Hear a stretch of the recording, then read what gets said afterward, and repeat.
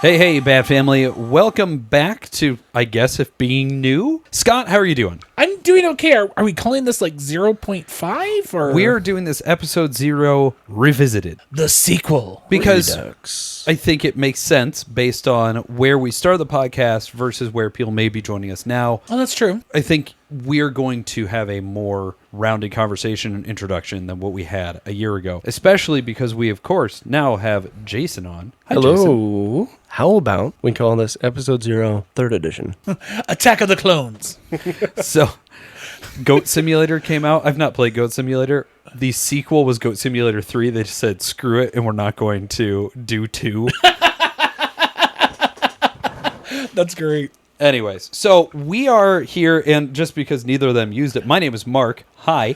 I'm Scott. Jason. And we are the hosts for Board All the Time. We decided to have this episode 0 revisited because we've changed in the past year. We've grown our audience. We have changed in the way we play and approach games. Scott has become significantly more analytical and more interested in his own collection. And Jason has always been on the ride with us, but even though at Gen Con we were saying he is a co-host of ours, we've never actually introduced you that way on the show. So it's official, baby. Yeah, we just wanted to go ahead and give you a good, here's the start point for the show. If you want to go back and listen to the episodes and reviews prior, go nuts. If you're just joining us here, totally cool. Here's who we are. Yeah, now there's no going back now. None. You're stuck with me. And the sound setup has been significantly improved since the beginning. I know, like we improved the sound system because we had recorded episodes. Here's the history lesson. We had recorded episodes. They were horrible. Yes. So we got new stuff, re-recorded those, then did our 0, and now we've got even newer equipment. Well, this is the third pass of mics. Yeah. I've already talked too much, so let's go ahead. We actually have a agenda, a structure this time. Wait, what? I know. We've gotten more professional since we've started this. Really? Are you sure? I think so. Okay, we'll say that. Let's go ahead and start with who we are and why we are a host. So, Scott, let's go ahead and start off with you. Who are you?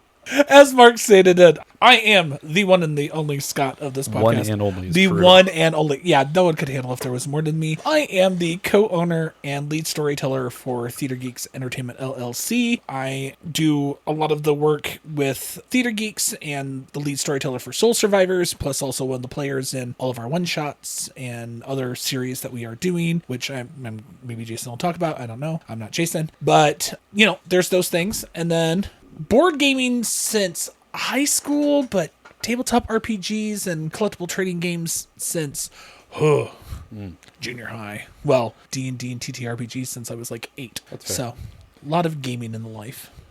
Jason, what about you? Welcome officially. Well, thank you very much. It's nice to be here for the not first time.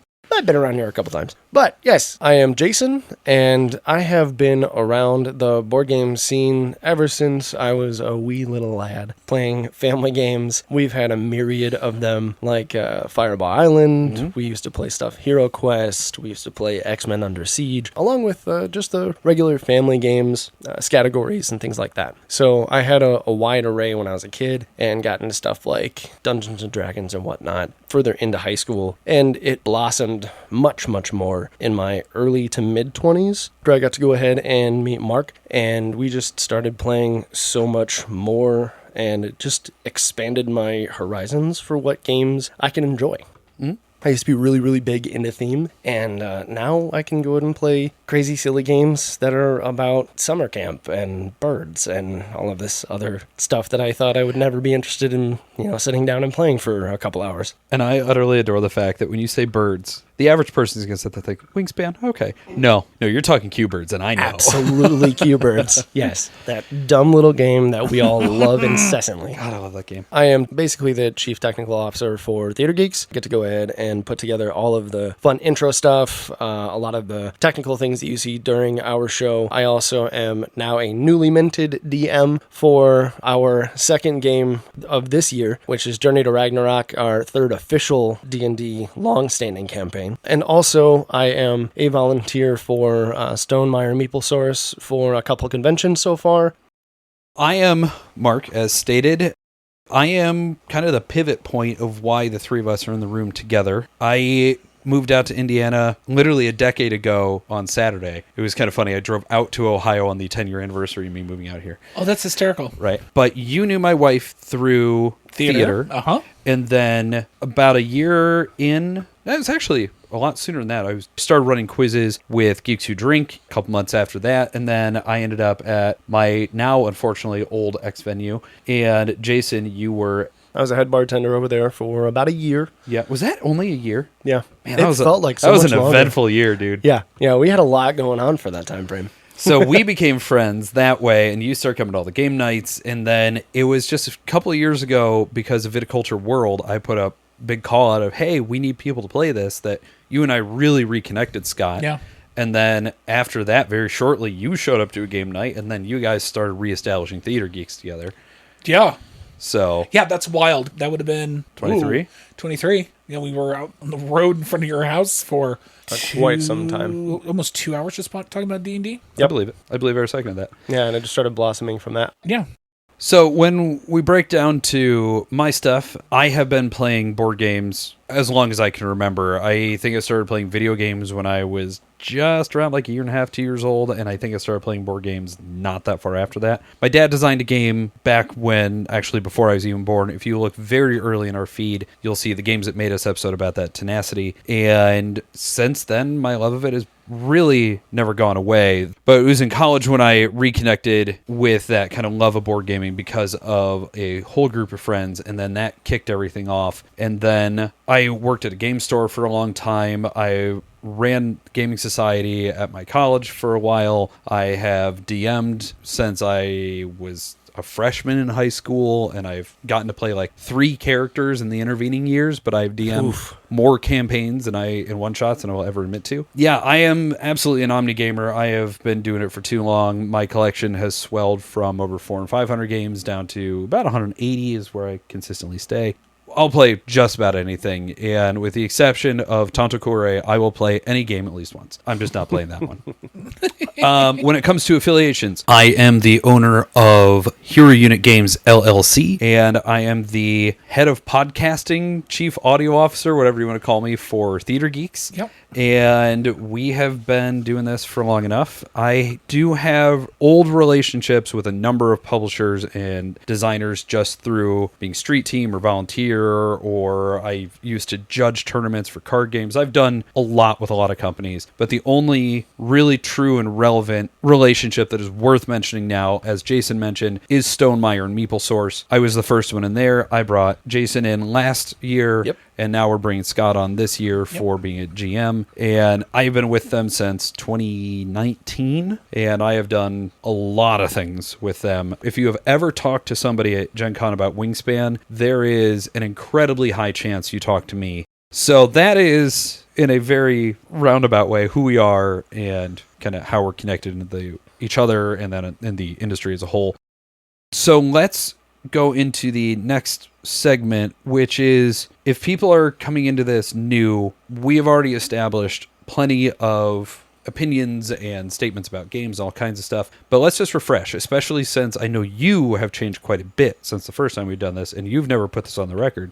What are the game mechanisms that you really go for, and what are the ones you don't like? As I said before, unfortunately, it still kind of sticks. I'm still not a big war gamer. I'm not a area control person. Majority is better on my list. I found games that have an area majority that I enjoy better. But if you want me to really play, I do love Push Your Luck. I do love set collection. I love anything with a good set of dice. And that's just the Dice Goblin in me. You know, you have to have a little bit of strategy, but then again, I will still say that I am the theme queen. It can have some decent mechanisms, but the theme's really, really good. I'm going to be all over it. I will forgive some things where, Mark, you are the opposite. I love theme, but I can overlook a bad theme if the mechanisms are really good. Yeah, usually the theme is what's going to pull me, and then mechanism could lose me, or I could forgive the mechanism if the theme's better. So yeah, but I tend to like a little bit more abstract games, just things that are a little off the wall. You know, Concept, Project L, those are a couple of my favorites. And then, you know, I'm a huge legacy player. Anything that I get to come back to and have some fun with. So that's what's going on in my board game space as I'm watching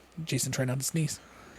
I have a good amount of games that I like to play. Yeah, I would like to say that I'm an Omni gamer now because of all of the different types of games that, I've been introduced to between Mark, Scott, and then a majority of friends, but mainly you guys have really opened my eyes to many different types of games that I wouldn't have originally gotten into. The mechanisms, though, I would say the ones that I really enjoy, you'll find trick-taking games, the cooperative strategy games are really big for me. I do like the social deduction games. Those are really cool. Set collection, stuff like that, I'm all interested in. The ones that I really just have a bit of a problem with are push your luck games. Basically the games that have to do with luck, which can be added detriment to me for stuff like Dungeons and Dragons, because a lot of that can go ahead and be luck. But in games that are board games, you don't have a character that you can have a plus 20 to sleight of hand on, where if you roll bad, you could just have a very bad experience. I never thought I would find somebody with worse dice luck than me. And then we played Quarriors together, and I felt like I was untouchable.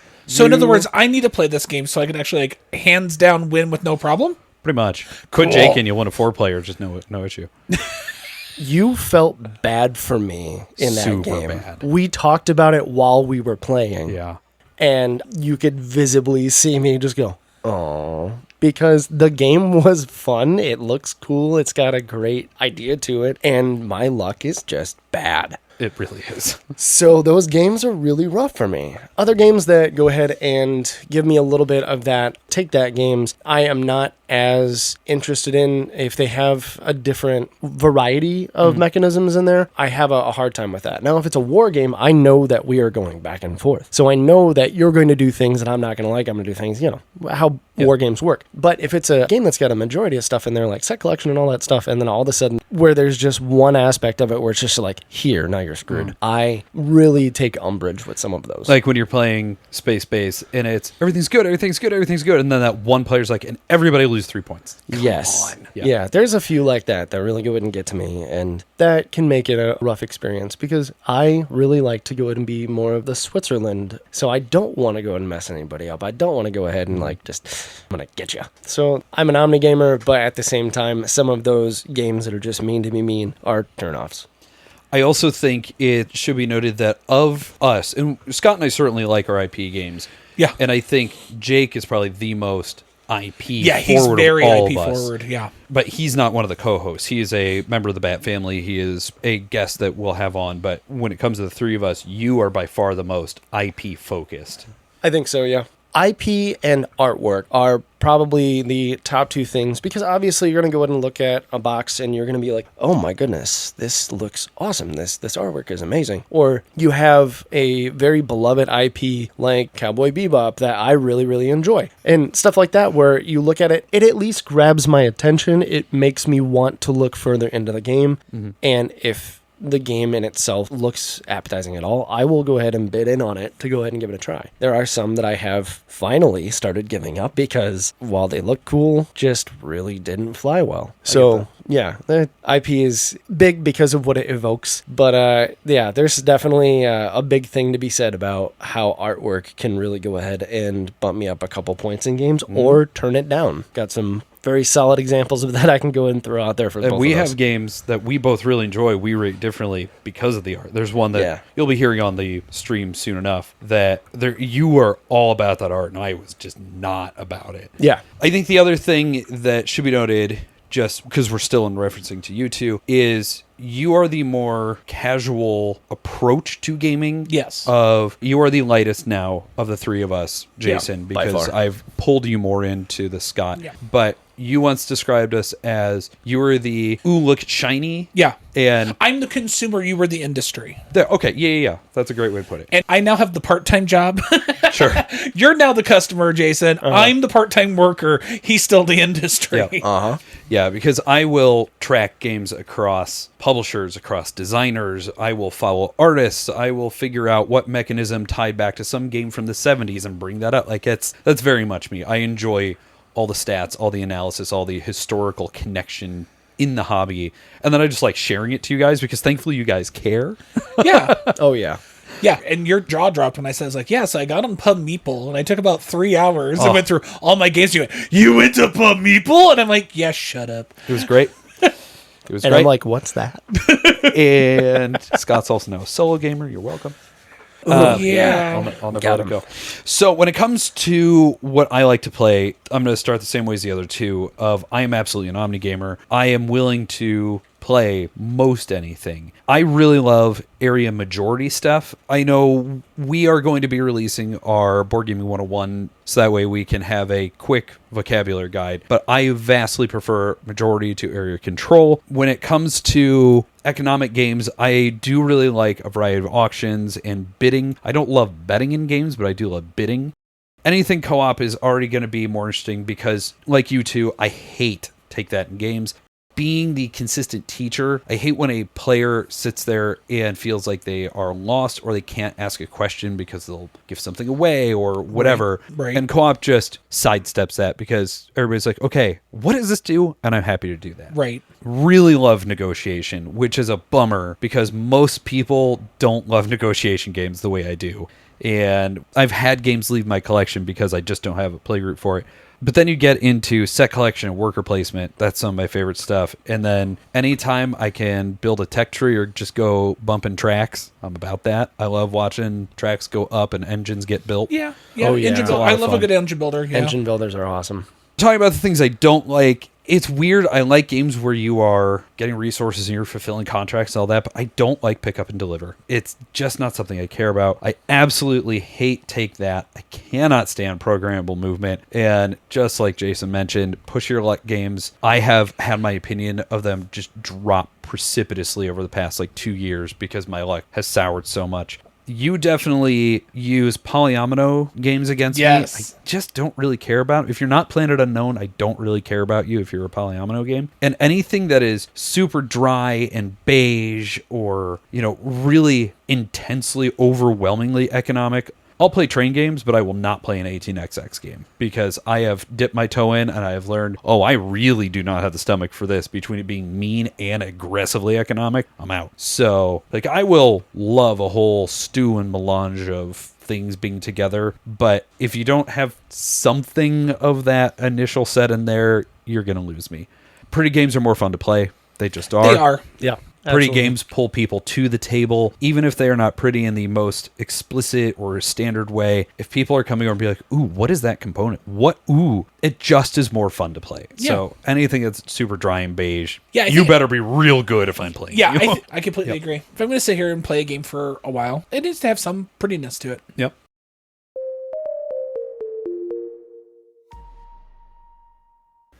We are stoked to be able to talk about our new sponsors for Season 2 of Board All the Time. We've got 2 new ones to discuss, so let's go ahead and do it. First up are our great friends over at Grand Gamers Guild. They're responsible for some of our absolute favorite games, like Inferno, Endangered, and Tyrann and Og.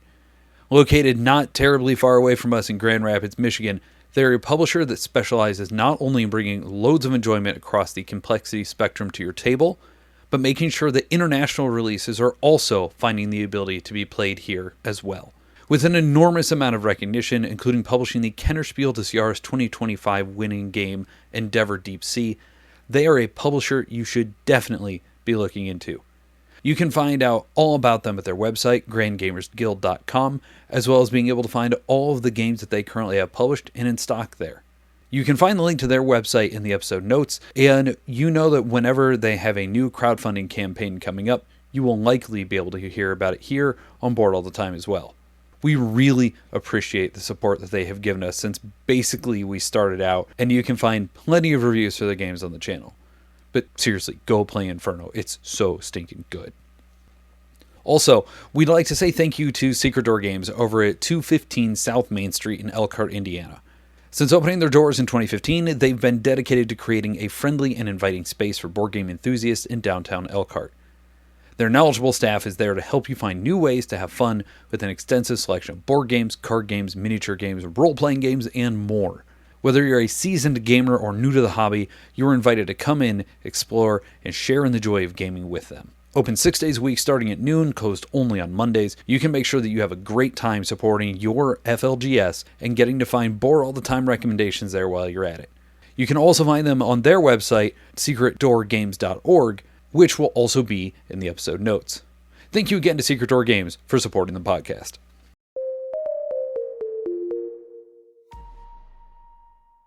So, Jason, why should you listen to us? I think it's important to go ahead and say, since this is purely an auditory medium, we are three white folks here with varying different ages, but we also have various experiences, whether it comes to our families, whether it comes to our friends, whether just it comes to the different generational interests that we've had, that while we have a lot of parallels when it comes to what we like and what we don't like in games, there is very, very different opinions that we will have when it comes to what makes a game good, what is important to us for games. Like you mentioned earlier, for one of the games that we'll talk about later, the artwork was striking and very interesting for me, while it was negative for you. And that could go ahead and change some opinions, and also I think interest people in going to check it out. So one of the cool things that I would say, definitely go ahead and listen for the various opinions you'll go ahead and see come out. Scott has some really cool ones when it comes to like how important the theme is, and he's got some mechanisms that they are just very honed in on that we might not be. And I think there is an important distinction in between the luck games and whatnot that you can go ahead and point out that maybe we're not going to go ahead and have the same opinion or the same experience with. So I think it's a very good idea to go ahead and check everything out that way. I really think that people like should listen to us because we are three individuals from the Midwest, but like we are very much all about representation and having the table be open because like, you know, I am non-binary. I go by he, they pronouns. I know pronouns are such a shock thing right now, but hey, it is what it is. But this is a safe space for everybody, as every game table should be. And so we definitely like looking at games from designers that we wouldn't necessarily like look at or don't get anyone looking towards. In fact, you know, I know we've got a game that I have an indigenous friend who they're going to be on the podcast and talk with us about, you know, because they are the first people and talk with that experience because the game is from their perspective. And we want to have an intelligent conversation about it. And I think that is incredible that we have that. And, you know, we've been able to talk to people in the industry and get their viewpoints. We're trying to get other industry people here on the podcast to talk to us. Just talk about games, not anything about like what's happening in the world, but just the fact that we do have a couple contacts that we can talk to every once in a while. Yeah. And I think that's very, very interesting. And Mark and I can have a conversation. I know some people are like, you guys are just so agreeable. And I'm like, yeah, we don't have to, we can have a different opinion and not be nasty about it. We just be like, I don't totally agree. Yeah. You know, I see where you're coming from, but no. Yeah. And that's kind of where we're at with this. And I think that gets reflected, especially when we do our reviews of what is somebody going to like, what is somebody not going to like, that we try and approach something critically but positively because there's a lot of negative content out there. And if we're going to be negative, we want to have a reason for it. Right. We do the why did I play this? And sometimes it's the why did it take so long? But a lot of times it's why did I play this? Because it's a game you really, really enjoy or it's a game I really, really enjoy. Eventually we start hitting Jason with some stuff. True. But it'd be one of those things of like, this is one of my favorite games and this is the reason why. And some of them are like, okay, I can see why you like them. And it's not even so much of, I still have an opinion that I don't like the game, but I see why you like the game. And it sings on your level. And we've both walked out of it with games that, reinforced an opinion, and other ones that we have both walked away with like, I cannot believe how much we like that. And one of the things that we also try and focus on is addressing accessibility issues when it comes into gaming, because this is a physical hobby. You have physical space needed, you have reach, you have touch, you have color, you have all these things. And so just as a way for us to continue to be inclusive, continue on that open table, we try and make sure that we mention, hey, you know, this may not be a great game for anybody with color vision issues. And thankfully, we have a guy that is routinely playing with us that some games he looks at us and says, can't do it. Other ones, this was perfect and amazing. So we've had both of those things happen with him in the past month. It's been really interesting. So I think when it comes down to why you listen to us, we are all genuinely friends.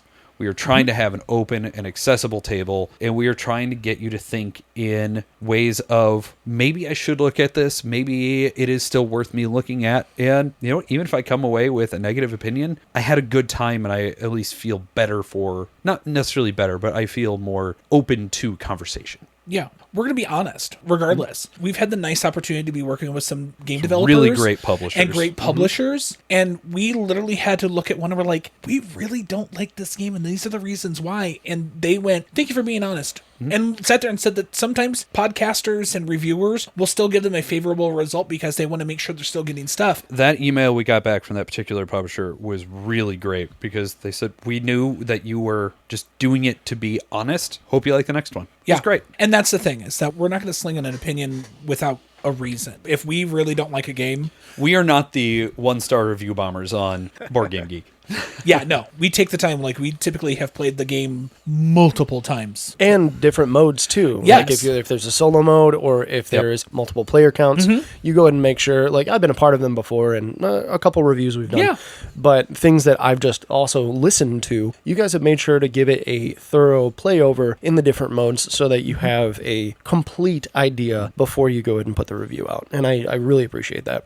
There's one other thing that you guys mentioned that is, I think it's tangentially important too, when you spoke about accessibility, when you were talking about how we have a plethora of different people that we've been talking to. There has been some really, really cool special guests that have come on. For example, our buddy Clarky that came on and spoke about some of the color accessibility issues or some of the games that he's played without a problem. Also, having industry people that have come on for special segments like Jamie from Stonemeyer or James from Druid City. That stuff is really cool and has a very unique view that I think needs to have a good voice out there in this medium. We're very lucky to be in the position we are because the convention experience that we've all brought and the various stores and everything we've gone to or worked through has given us a path in that we were able to, and I use this word in the positive sense, exploit, to be able to get our feet off the ground because you gave me a beautiful natural segue into this. We have been doing this for a year. Yeah. We've been technically, I guess, doing it for a year and a half because of the initial run of stuff that you guys didn't hear. But end of the day, we are still relatively new into this. We have been gaming for years. We have been DMing and storytelling. We are three American Midwestern folk, boys. and we are all opinionated. Oh, yeah. And so we hope that if you are here with us, you are here because you are curious, you are interested, you are in the things that we discuss, but also you can present us with questions or topics, or you can tell us, hey, you're wrong. Like, let us know. We are happy to have the discussion. We are going to be really refocusing on getting the Discord up and running and really seriously going. I am rebuilding the website. I just got nailed for the hosting cost of that, which was not fun. So we will be trying to really revamp that, but we want you as a community, as a listener, to be involved and feel like, you know what, I can say my opinion because we're never going to sit there and look and be like, oh, you really like Munchkin? You're the worst. No, like, okay, you like Munchkin. That's cool. Why? Yeah. Give me a reason why. Let's discuss.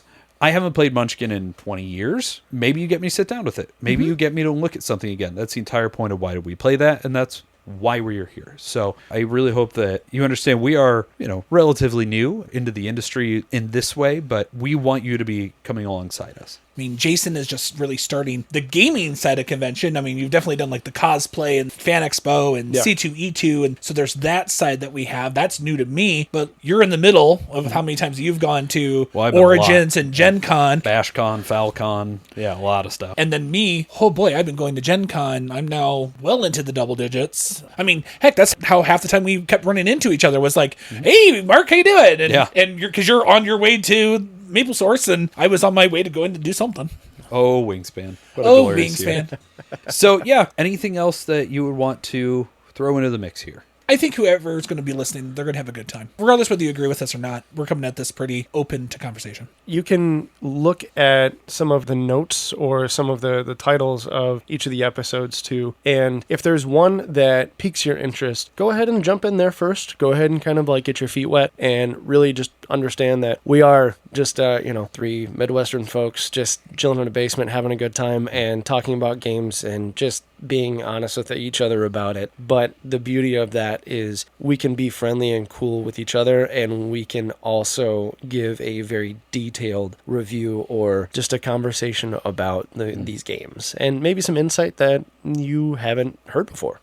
If you're curious to see the studio, I actually went through and did a collection and studio tour. That's actually on our YouTube channel, and that's the only true piece of video that we've released as of recording. But thanks so much for coming out and hanging out with us, guys. And now to them, what I will always say, get out of my house. Fine. I'm going to go bed.